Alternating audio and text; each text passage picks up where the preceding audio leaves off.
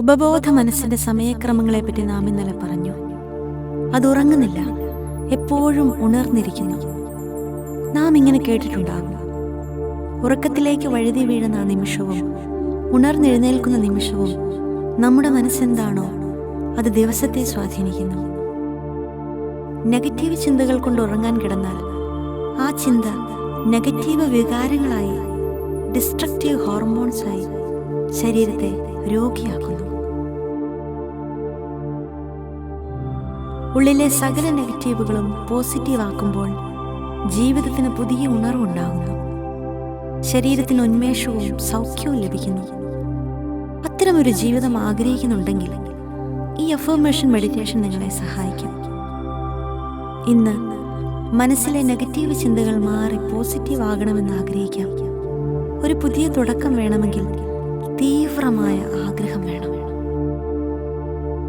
ഒരു പുതിയ തുടക്കം വേണമെങ്കിൽ തീവ്രമായ ആഗ്രഹം വേണം. ഇന്ന് റിപ്പീറ്റ് ചെയ്യാം.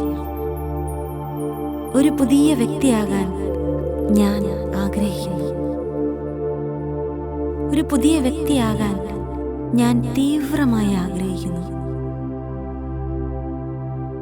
എൻ്റെ ആഗ്രഹം പോലെ പുതിയ വ്യക്തിയാകാൻ എൻ്റെ ദൈവം എന്നെ സഹായിക്കുന്നു. എൻ്റെ ആഗ്രഹം പോലെ പുതിയ വ്യക്തിയാകാൻ എൻ്റെ ദൈവം എന്നെ സഹായിക്കുന്നു. I am in a process of new life. I am in a process of new life. മറ്റുള്ളവർ കണ്ട് അമ്പരക്കുന്ന വിധം എൻ്റെ ജീവിതം ചേഞ്ച് ആകാൻ പോകുന്നു. മറ്റുള്ളവർ കണ്ട് അമ്പരക്കുന്ന വിധം എൻ്റെ ജീവിതം ചേഞ്ച് ആകാൻ പോകുന്നു. I feel so proud of me.